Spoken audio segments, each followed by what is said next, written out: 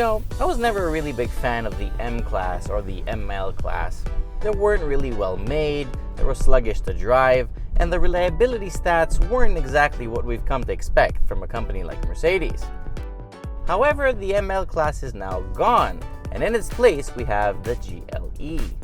Mercedes tackled the problem from its roots, so the GLE is now much better to look at, like much better.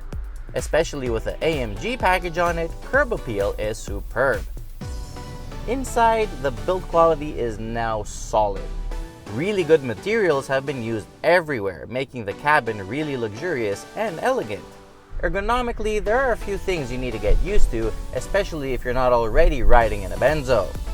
Things like the column-mounted shifter, the indicator stalk that you also control all the wipers from, and the controls for the command system requires a little bit of practice. Roominess is really good. I mean, up here I have ample space no matter what. The highly adjustable seats are also extremely big and extremely comfortable and support the body really well, especially on longer trips. The rear seats are also very roomy. 3 people can sit across and will enjoy amazing headroom and really good legroom. The trunk is really big too. It offers 690 liters or 24.4 cubic feet before you touch the back seats.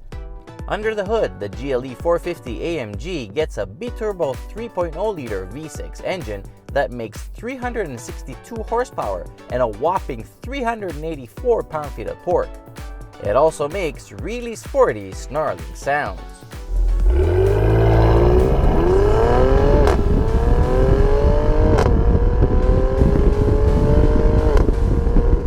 Performance is really good. It can hit 100 kilometers an hour in less than 5.7 seconds, which is amazing.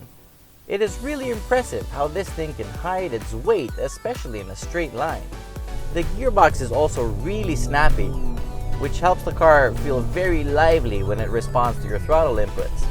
When equipped with the 4MATIC suspension, which is one of my favorite adaptive setups, this thing in comfort mode rides like you're riding on Cloud 69. You barely feel any bumps, and with the steering set to the lightest setting, the GLE is really smooth and easy to drive.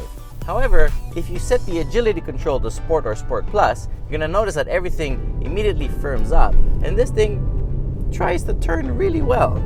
It hides a lot of lean, that's for sure. Handling is very progressive and very predictable, but the weight can't be hidden past a certain point. Take a corner a little bit too fast and you're going to notice that the body will struggle to keep up. At that point though, all the electronics will kick in and then it will eventually make it. A very pleasant surprise comes from the fuel efficiency front.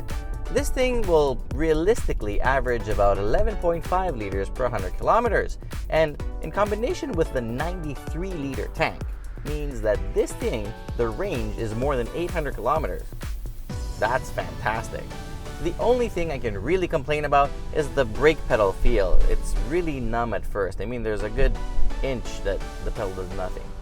The 2016 GLE 450 AMG 4MATIC or 2017 GLE 43 AMG 4MATIC, they start at $71,400. Now this loaded example is about 10 grand more, but it comes with all the toys you really want it with. Special kudos goes out to the Distronic Adaptive Cruise Control, which in combination with the Lane Keep Assist makes driving really easy. I mean, we took this thing on a 10-hour trip and it more or less drove itself. It makes it really easy to drive and not to mention safe. Another thing we noticed during that trip was that the HVAC comes with an ionizer, which keeps the cabin fragrance-free. No matter how hard we tried after those burritos and the burgers, it worked really well.